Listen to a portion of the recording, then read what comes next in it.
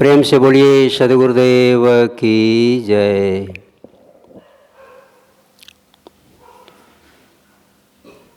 अर्चनी वंदनी संत समाज, सत्संग प्रेम बंधुओं, श्रद्धा मूर्ति देवियों,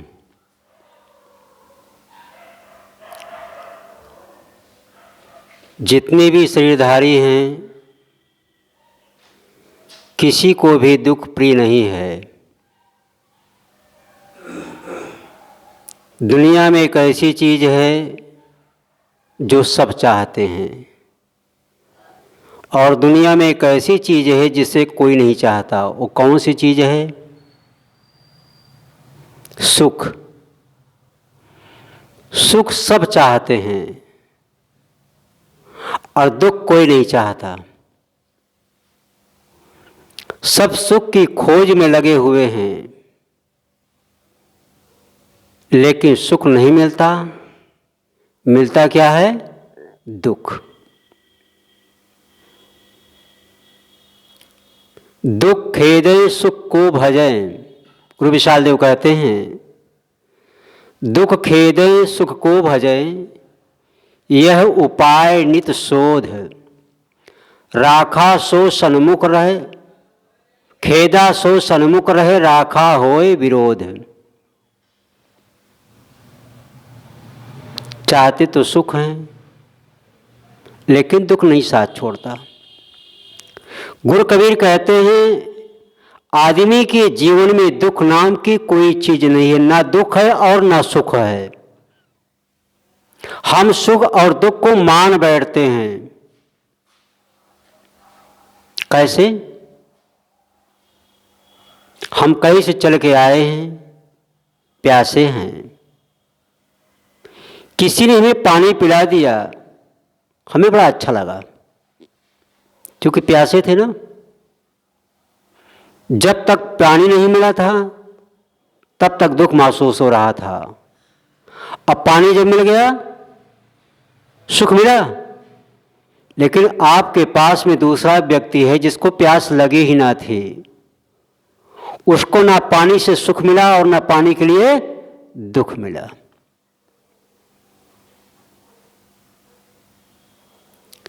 शरीर रोगों की खानी है। ना चाहते हुए भी एक न एक रोग हो जाया करता है। कितना भी नियम संयम परहेज करने के पश्चात बीमारियां आती हैं। अधिकांशतः बीमारियां हमारे असंयम का परिणाम हैं। आदमी अनावश्यक सोचता है, इसलिए ज्यादा परेशान होता है। नियम संयम के बावजूद जो बीमारियां आती हैं, उसको कोई रोक नहीं सकता है। कितनी से कितनी जीवन मुक्त महापुरुष जिनको कहते हैं, उनके भी जीवन में दुख आया, लेकिन वो चिंतित नहीं होते। कहा है, देह धरे का दंड है, सब काहू को होए। देह धरे का दंड है, सब काहू को होए। ज्ञानी भुगते ज्ञान से, अज्ञानी भुगते रोए। जो ज्ञानी होते हैं ज्ञान से भुगते हैं, आओ तुम्हारा स्वागत है, हमारे संयम का परिणाम था। चिंतित नहीं होते, व्याकुल नहीं होते। लेकिन जिसे बोध नहीं है, थोड़ा सा कष्ट हुआ व्याकुल हो जाता है, चिंतित हो जाता है। घबराने से समस्या का समाधान नहीं होता। मैं कह रहा था, शरीर रोगों की खानी है, गृहस्थी शोकों की खानी है। गिरी हुई हस्ती, उसको कहते हैं गृहस्थी। एक न एक परेशानियां गृहस्थी में लगी रहती है, कभी पूर्ण होने वाली है ही नहीं किसी की, क्योंकि गिरी हुई हस्ती है ना वो। अब विवेक, अगर आपके पास विवेक है, विवेक सुखों की खानी है। इसी पे कवि ने कहा है,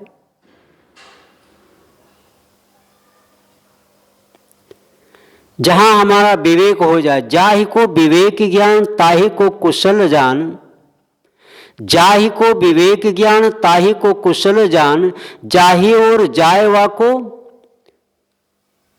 जाहि को विवेक ज्ञान ताहि को कुशल जान, जाहि और जाय वा को ताहि और सुख है।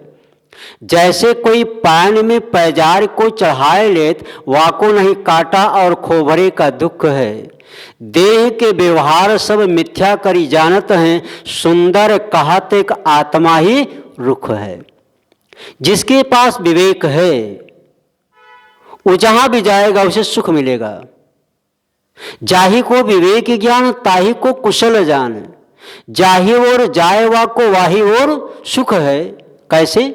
जैसे कोई पान में पैजार को चढ़ाए लेत, जैसे कोई पैर में जूती पहन ले, चाहे जहां जाए, वाको नहीं काटा और खोभरे का कंकड़ पत्थर किसी प्रकार का कष्ट नहीं है। ये जब साखी कही गई थी उस समय चमड़े का रिवाज था, चमड़े के जूता चलते थे। आज भी आपको राजस्थान में चमड़े के जूते का रिवाज आज भी है, जगह जगह आज भी मिलते हैं। अगर चमड़े का जूता आप पहन लें, चाहे कंकड़ में पत्थर में जाए, कांटे में जाए, चाहे जहां जाए, आपको जरा सा कष्ट नहीं होगा। जैसे कोई पान में पैजार को चढ़ाए लेत, वाको नहीं काटा और खोभरे का दुख है। देह के व्यवहार सब मिथ्या करी जानत हैं, सुंदर कहत एक आत्मा ही रुख। जो आत्मा रूपी वृक्ष के नीचे जो आता अर्थात उसमें जो लौट आता है उसी को सुख मिलता है। कहे महाराज कोई एग्जाम्पल दीजिए जो आसानी समझने में और आसान हो जाए। एक इस्लामी व्यक्ति था, जेठ की दोपहरी थी, नमाज पढ़ने के लिए जा रहा था। जेठ की दोपहरी में ऊपर से धूप तप रही थी, नीचे से बालुका तप रही थी, उसके पैर में जूती भी नहीं है, ऊपर से छत्ता भी नहीं है। अल्लाह ताला को खोजते जा रहा है, अल्लाह ताला तूने कोठी, किसी को कोठी दिया, बंगला दिया, कार दिया, यहां तक हेलीकॉप्टर दे दिया, सब कुछ दे दिया, लेकिन मैं तुम्हारा 5 वक्त नमाज अदा करता हूं, तूने मेरे को जूती नहीं दिया।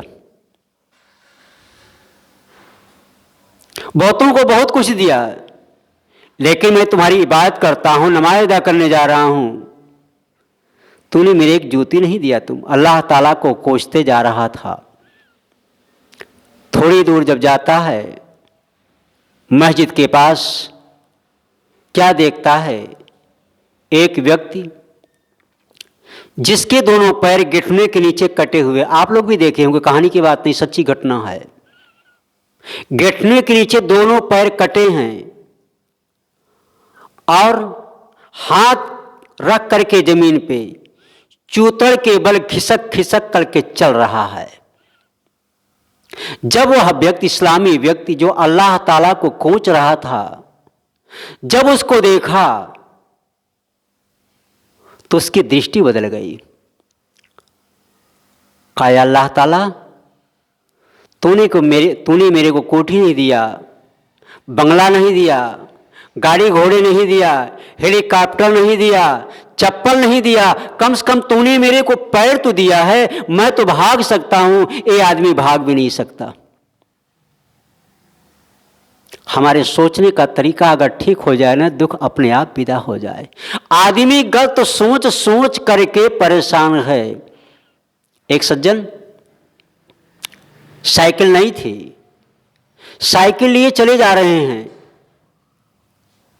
एक बुजुर्ग ने देखा, कहा बेटा इधर आओ। कहा बाबा क्या बात है? कहा मैं तुमको कई दिन से देख रहा हूं, तुम साइकिल को पैदल लेकर के जा रहे हो। आदमी साइकिल पे चढ़ करके अपने गंतव्य स्थान पे जाता है, लेकिन तुम साइकिल पैदल कर क्यों जा रहे हो? क्या बात है? क्या साइकिल में टायर नहीं है क्या? टायर ठीक है ना? कहाँ बाबा टायर तो ठीक है। कहा हवा भी है उसमें? कहाँ हवा भी है। कहा पैडिल है, कहा हाँ पैडिल भी है। कहा इसमें ब्रेक है, कहा ब्रेक भी है। कहा गद्दी भी है, कहा गद्दी भी है। तो कहा तुम पैदल क्यों जा रहे हो, बात क्या है? उसने गजब का उत्तर दिया, क्या? साइकिल में चैन नहीं है। क्या कहा? साइकिल में चैन नहीं है। साइकिल नहीं है, हवा भी ठीक है, टिप टायर भी ठीक है, गद्दी भी ठीक है, पैडल भी ठीक है, ब्रेक है, सब कुछ है, लेकिन चैन नहीं है। उस साइकिल वाले की बात नहीं, हम लोगों का हाल है। कोठी है, बंगला है, महल अटारी है, बैंक बैलेंस है, खाने पीने के लिए पुष्कल मात्रा है, स्वास्थ्य ठीक है, पत्नी भी ठीक है, बच्चे हैं, बहुएं हैं, लेकिन जीवन में चैन। क्योंकि आप अपने जवानी का जोश बच्चों पे उतारना चाहते हो, पत्नी पे उतारना चाहते हो, बहुओं पे उतारना चाहते हो, नातियों पे उतारना चाहते हो, तो अब आपकी बात सुनने वाला कोई नहीं है। दुख यही है जीवन में, चैन। एक कोठी बंगला काम देगा, सुंदर जवानी काम देगी, पत्नी काम देगी, इसकी उपेक्षा नहीं किया जा सकता। ठंडी से गर्मी से बचने के लिए मकान की आवश्यकता है। आपके पास बैठा कोठी बंगला बनवाओ, सबके बस की बात नहीं कि बिना शादीशुदा रह पाए। कोई बिरले होते हैं, उस मां की कोख पवित्र है, जिस मां की कोख से बच्चा पैदा होकर के जो दुनिया के झंझटों में नहीं पड़ता, वो धन्य है। आज जिसकी पूजा होती है, महावीर स्वामी के पास क्या कमी थी, रजवाड़े थे। महात्मा बुद्ध के पास क्या कमी थी, रजवाड़े थे। विवेकानंद के पास क्या कमी थी, दयानंद सरस्वती के पास क्या कमी थी, गुरु कबीर के पास क्या कमी थी। आज इतिहास के पन्नों में उनका नाम गोपीचंद राजा था, भरथरी राजा था। अगर राजपाज को छोड़ करके निकल गए, हम आपके पास 2-4 बीघा 10 बीघा जमीन होगा ना, मान लीजिए 100 बीघा होगा, उनके पास कितना था? सामरिक सत्ता थी। लेकिन उन्होंने देखा कि इस राजकाज से, परिवार से, पति बच्चों से जो आत्म शांति मैं चाहता हूं वो मिलने वाला नहीं है, इसलिए उसको ठुकरा करके बैराग मार्ग को धारण किए। इसी पर कहा गया, घर ही में बनते काजा तो काहे बन जाते भरथरी। अगर घर में रह करके शांति मिल जाती, कल्याण हो जाता, तो आज जो संत गुरुजन अपने माने हुए परिवार का परित्याग करके साधना के मार्ग में आ गए हैं, क्यों आते? एक छोटी मोटी सर्विस प्राप्त करने के लिए आदमी 20 साल 25 साल तक अध्ययन करता है, तब तो इसको छोटी मोटी नौकरी मिलती है। तो मैं कह रहा था, जीवन में चैन नहीं है। क्यों? हमारे पास शोध बोध नहीं है। परिवार है, बच्चे हैं, कोठी बंगला है, शरीर किस लिए मिला है? साधन करने के लिए, आत्म कल्याण करने के लिए। इनके साथ सुंदर व्यवहार करते हुए अपने को अलग थलग मानो। कैसे? पानी में नाव रहे तो रहे, पानी में नाव रहे तो रहे, पर नाव में पानी जाने न पावे। ऐसे मन हमारा संसार में रहे तो रहे, पर मन में संसार न आने पावे। नाव कहां चलेगी? पानी में ही चलेगी ना। पानी को छोड़ करके नाव कहीं बाहर चलने वाली नहीं है। लेकिन कदाचित नाव में पानी भर जाएगा तो डूब जाएंगे। संसार रूपी जलाशय है ये मानव शरीर, जिसमें जीव रूपी मुसाफिर बैठा है, संसार रूपी नाव में ही तो चल रहा है। आप कहां जाएंगे? आपका छोटा सा परिवार होगा, 2-4-10 लोगों का, सदस्यों का परिवार होगा। हम लोगों का कितना लंबा परिवार है?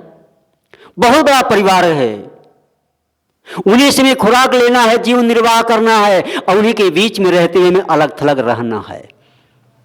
तो पानी में नाव रहे तो रहे, पर नाव में पानी जाने न पावे। ठीक इसी प्रकार से मन संसार में रहे तो रहे। गुरु कबीर कहते हैं, 3 लोक में लागी आग, कहां कबीर कहां जावा भाग। 3 लोक में आग लगी हुई है। 3 लोक में कहां जाओगे? जहां जाओगे वही प्रपंच की आग, वही प्रपंच की बात, वही राग द्वेष की बात। जहां जाओ वही राग द्वेष, वही राग द्वेष, वही प्रपंच, सब जगह का हाल है। अब क्या काम करो? मन में संसार न आने दो, अपने मन में सांसारिकता को आने मत दो। एक कोयल ने कौवे से पूछा, भैया तूने शादी क्यों नहीं की? कोयल ने कौवे से पूछा, भैया तुमने शादी क्यों नहीं की? कौवे ने कहा, बहन बिना शादी के तो वैसे कांव कांव लगा रहता है बिना शादी के तो वैसे कांव कांव लगा रहता है, शादी करूंगा तो क्या दशा हो जाएगी। यह हाल है। आपस में लोग मिलते हैं, जयराम जी की good morning, good evening, good afternoon, अस्सलाम वालेकुम, जय भीम, जय गुरुदेव, जय राधा स्वामी, जैसे उनकी मर्यादा एक परंपरा है, संस्था जुड़े हैं, वैसा शिष्टाचार में करते हैं। कहते हैं और भाई और सब चकाचक है, परफेक्ट ऑल द राइट, सब ठीक है, कोई कमी नहीं, और थोड़ा सा नाश्ता पानी हो जाए। चाय पीने लगे, कुछ नमकीन इत्यादि या समोसा इत्यादि कुछ खाने लगे। और बच्चे कुल ना, आप भी किस जमाने की बात करते हो, आप किस जमाने की बात करते हो। ससुराल प्यार लगी जब ते, रिपरूप कुटुंब भये तब ते, सुत मान ही मात पिता नहीं देवा, साधु से करवावई सेवा, जेकर अस आचरण भवानी, ते निश्चर समझाना हो प्राणी। महाराज आप सत्युग की बात करते हो, बहुएं अनुकूल नहीं हैं, बच्चे कहने में नहीं हैं, पता नहीं कहाँ कहाँ भिन्न भिन्न संस्कार से बहुएं आती हैं। महाराज महाभारत कब हुआ था? हमारे घर में तो सुबह होते ही महाभारत शुरू हो जाता है, हमारे घर में तो महाभारत सुबह होते ही शुरू हो जाता है। कौवा बेचारा भी बैठने से डरता है, वो सोचता है मेरे से बड़े बड़े कौवे हैं ये मेरे से बड़े बड़े कौवे हैं, हमारी इनकी आवश्यकता है, हमारी नहीं। कौवा तो काला है, लेकिन घर में मेरे गोरे गोरे कौवा हैं। महाराज इतना कला है, इतना कला है, मत पूछो महाराज, मत पूछो महाराज। समस्या तो सबके पास है, गरीबों की समस्या है, गरीबों की समस्या है, भूख तो है पर भोजन नहीं। गरीबों की समस्या है कि भूख तो है पर भोजन नहीं, अमीरों की समस्या है भोजन तो खूब है पर भूख है नहीं गरीब बेचारा एक बार में कम से कम आधा किलो 3 पाव तो खा जाएगा, लेकिन जिनको कोठी बंगला महाटारी वाले कहते हैं, एक रोटी खाता है, कच्ची ढकार आती है, लवण भास का चूर्ण खाता है, पंचसकार चूर्ण खाता है, वो भी कच्ची ढकार आती है, हजम नहीं हो रहा है। गरीबों की समस्या है भूख तो है पर भोजन नहीं, अमीरों की समस्या तो है क्या? भोजन तो बहुत है पर भूख है नहीं। अमीरों की समस्या है, गरीबों की समस्या है, नींद है पर बिस्तर नहीं। उनके पास समस्या है, नींद तो लग रही है लेकिन मेरे पास बिस्तर नहीं है कि ठंडी में कैसे गुजर करूं। गरीबों की समस्या है, नींद तो है पर बिस्तर नहीं। अमीरों की समस्या है, बिस्तर तो खूब है पर नींद नहीं कोठी बंगला महाटारी डल्लब के गद्दे पर ऐसी कमरा है, सब कुछ है, लेकिन नींद नहीं है। नींद की गोली खाते हैं तब कहीं कुकुर ने दिया, उनको नींद आती है। क्यों? आपने सुबह से शाम तक घोटाला का काम किया है। आजकल तो लाफिंग कलाइक चल गई है ना, बाबा रामदेव ने खूब चला दिया है। कैसे कैसे हाथ पांव झटको पटको, कम से कम घूमो इसी बहाने। शहरों में तो जिम करने की मशीनें आ गई हैं, अब मैं देखता हूं देहातों में भी है। अरे मैं कहता हूं 1 घंटा कस के परिश्रम करो, आप पसीना बहाओ, चलो, लेकिन काम ना करना हो। देखने के लिए गोरा गोरा चेहरा है लेकिन शरीर में ताकत। आज बच्चे ऑपरेशन से खूब हो रहे हैं। अब आज से 50 वर्ष पूर्व ऑपरेशन का रिवाज ही माताएं जानती हैं, कहीं कुछ नहीं था, क्योंकि माताएं परिश्रम करती थी, रस्सी से पानी कुएं से खींचती थी, चारा मशीन काटती थी और चक्की से आटा पीसती थी। व्यायाम होता था, कहीं ऑपरेशन की आवश्यकता नहीं, सब नॉर्मल डिलीवरी होती थी। आवाज तकता ही नहीं है। क्यों? सारा प्रोटीन विटामिन आपने तो निकाल दिया, खोइया खाते हो। जो उसका चोकर था आपने गाय भैंस को दे दिया, आप क्या खाते हो? खोइया, उसी में कुछ नहीं है। और उसको खिलाकर चोकर कहते हो हम दूध मिलेगा, मट्ठा घी मिलेगा, कुछ भी नहीं है। सारा प्रोटीन विटामिन तो आपने निकाल दिया। तो मैं कह रहा था गरीबों की समस्या है, नींद तो बहुत है पर बिस्तर नहीं। अमीरों की समस्या है, बिस्तर तो बहुत है पर नींद नहीं। शादी वालों की, जिनकी शादी नहीं, उनकी समस्या हो शादी हो कैसे। जिनकी शादी नहीं हुई उनकी समस्या है कि मेरी शादी हो कैसे, शादी वालों की समस्या है शादी से छूटे कैसे ये झंझट छूटे कैसे, समस्या सबके पास है। शादी वालों की समस्या है पत्नी तो अकल की सुंदर है, पकड़ की शादी वालों की समस्या है पत्नी अकल की सुंदर तो है, पकड़ पर शक्ल की सुंदर नहीं। पत्नी की समस्या है पति तो अच्छा है पर जुआ खेलता है, शराब पीता है, गाली देता है। समस्या सबके पास है, ये छूटेगा कैसे? समस्या लगा हुआ है। तो मैं कह रहा था जीवन में चैन नहीं है। आपने चैन का काम तो किया नहीं। इस्लामी व्यक्ति ने कहा अल्लाह ताला मैं तुम्हें क्या शुक्रिया अदा करूं, तूने मेरे कोठी बंगला नहीं दिया, अटारी नहीं दिया, लेकिन कम से कम मेरे को पैर तो दिया है। मैं तो भाग सकता हूं लेकिन ये आदमी भाग भी नहीं सकता। सौभाग्य से हम लोगों के पास मानव का तन मिला है, स्वास्थ्य ठीक है।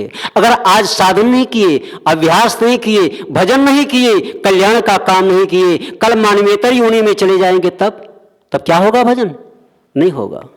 भागवत में आप लोगों ने कथा सुना होगा, सुधन्वा नाम का एक राजा था, बहुत संत सेवी था, बहुत संत सेवी, संतों की सेवा किया करता था। उसकी चर्चा जंगलों में आग के समान फैल गई थी। एक बार संत लोग कुछ विचार किए कि राजा इतना पुण्य का काम करता है, संतों की सेवा करता है, हमें चल करके उसे कुछ समझाना चाहिए। संत लोग आए, राजा ने संत की सेवा किया, यथा उचित उनको आसन दिया, सेवा सत्कार किया।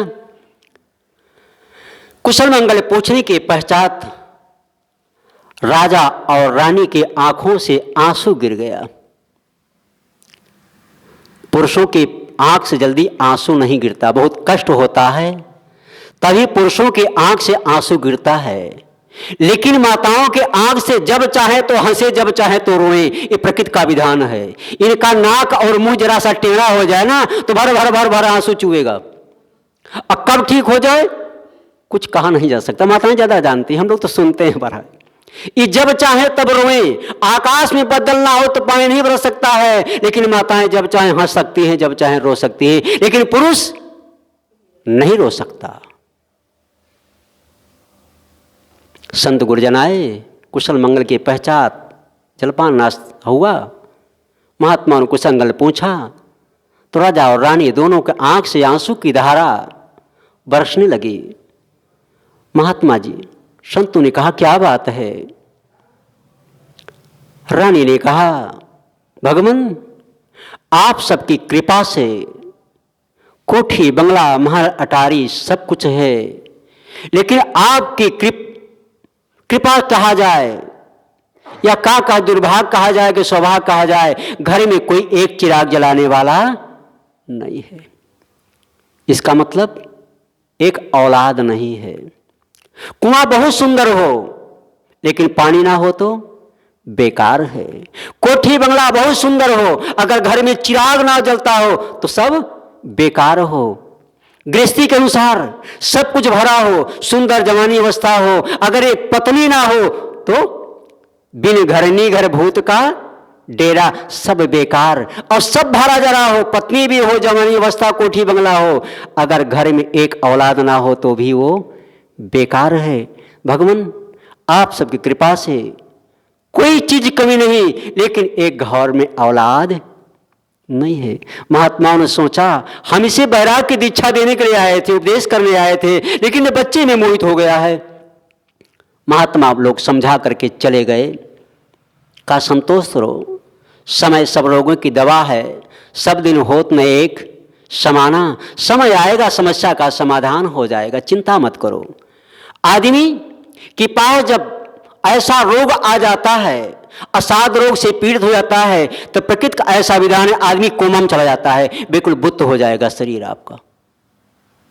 प्रकृति का ऐसा विधान ही है, सब हो जाता है समस्या का समाधान, लेकिन आदमी अनावश्यक सोचता है। महात्मा लोग समझा बुझा कर चले गए। समय के अनुसार उसे एक बच्चा पैदा हुआ। बच्चा पैदा हुआ, राजा रानी बड़े खुशी हुए कि वाह, इस संतों की कृपा, मिथ्या न जाए देव ऋषि वाणी, जो संतों ने कह दिया उनके मुख से जो निकल गया वो मिथ्या होने वाला नहीं है। भगवान में इतनी ताकत नहीं है गुरु की वाक्य को काट दे, भगवान भी झुक जाएगा। कुछ समय के पश्चात जब बच्चा पैदा हुआ, बच्चा लाड प्यार में पला, राजा रानी बहुत प्रफुल्लित हुए कि चलो कम से कम बाज का नाम तो हमारा, बाजिन का नाम तो छूट गया। बच्चा दिनों दिन बड़ा हो रहा है, महात्माओं की खोज में लगे हुए महात्मा लोग कहाँ हैं? आज से 25-30 वर्ष पहले मोबाइल के जमाना कहाँ था? कहीं कहीं बड़े लोगों के यहां या ऑफिसों में आप कहीं सुने कि टेलीफोन इत्यादि हुआ करता था। पहले लेटर चलता था, ज्यादा होता था तो बैरन पोस्ट कास्ट में जाता था, बाय हैंड आपको मिलता था बैरन। अब उस समय महात्माओं का कोई स्थान तो था नहीं, चलते फिरते संत सुखी विचरण तमहि सम्मान निरादर आदर हूं। चलने फिरने वाले कहा था संतों के पैर में चक्के लगे होते हैं, वो स्थिर नहीं रहते, आज यहां है तो कल कहीं है, परसों कहीं है। राजा और रानी सोचते हैं उन महात्माओं को मैं कहां ढूंढूं, जिनकी कृपा से बच्चा पैदा हुआ, कहां मैं ढूंढूं उनको? बच्चे को आज की भाषा में कहा जाए बर्थडे मनाते हैं ना, राजा ने बच्चे का बर्थडे मनाया, काफी लोगों का आमंत्रित किया, लेकिन संत गुरुजन है नहीं, उनको कहां सूचित करें, उनका कोई ठिकाना तो है नहीं। जैसे हम लोग आश्रम में रहते हैं, यहां कोई आकर सूचना दे सकता है, लेकिन हम लोग आश्रम ना हो तो कहां कोई खोजेगा? आज तो मोबाइल का जमाना है, कम से कम कहने लगा हेलो साहब कहां हैं, मेरे यहां बच्चा पैदा हुआ है, अमुक दिन आप आ जाओ। उस समय रिवाज नहीं था। हर्षोल्लास के साथ राजा ने बच्चे का हर्षोत्सव मनाया। कुछ समय के पश्चात बच्चा जब बड़ा हुआ, धीरे धीरे बच्चा बड़ा होने लगा, राजा को बड़ी खुशी, राजा रानी दोनों खुशी हैं, लेकिन हुआ क्या, कुछ दिन के पश्चात बच्चा बीमार हुआ। राजा रानी ने बहुत परिश्रम किया, राजवैद्य ने बहुत परिश्रम किया बचाने का, लेकिन अंत में होता क्या है, बच्चा दुनिया को छोड़ करके, थोड़ी देर बैठो आप लोग, उसके बाद समाप्त कर देंगे, और आराम करना हो तो आप लोग जा सकती हो, कोई बात नहीं, बस समाप्त कर रहा हूं थोड़ी समय में। कुछ समय के पश्चात बच्चे का शरीरांत हो गया। राजा रानी को बड़ा दुख हुआ कि ये बच्चा जब पैदा नहीं हुआ था, एक दुख था बच्चा नहीं हुआ, लेकिन बच्चा होने के पश्चात दुनिया को छोड़कर चला गया, न हुआ दुख और हो गया। इससे अच्छा था भगवान बल्कि मेरे को बच्चे न दिए होते। राजा रानी बहुत दुखी थे। समय संयोग संत गुरुजन घूमते घूमते आ गए। जब कुछ दूर गांव के बाहर आए, लोगों ने कहा महाराज राजा के यहां बच्चा पैदा हुआ है। उन लोगों को पता नहीं था राजा के यहां बच्चा पैदा हुआ है। कहा बच्चा पैदा हुआ है? कहां? कहा अच्छी बात है, राजा बच्चा चाहता ही था, अच्छी बात है हुआ बच्चा। और जब करीब आए तो लोगों ने कहा महाराज आपकी कृपा से राजा को बच्चा तो पैदा हुआ था, लेकिन बच्चा कुछ समय के पश्चात ही शरीर को छोड़ करके चला गया।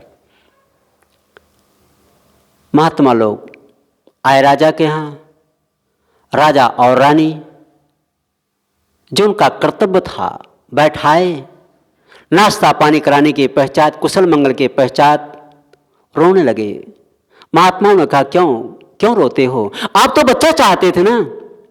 कहा महाराज मेरे रोने का कारण ये है, मैं बच्चे के लिए नहीं रो रही हूं, बल्कि मेरे पास बच्चा नहीं था तब तो ठीक था, लेकिन बच्चा हो करके दुनिया को छोड़ कर चला गया।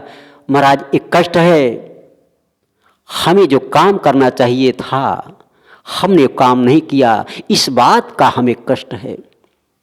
पता नहीं कौन सा कर्म किया था कि मनुष्य का तन मिला, कोठी बंगला महाटारी पाया, सब कुछ पाया, बच्चा नहीं हुआ था कोई बात नहीं था, हमें आत्म कल्याण का काम करना चाहिए था, लेकिन हम बच्चे में मोहित हो गए।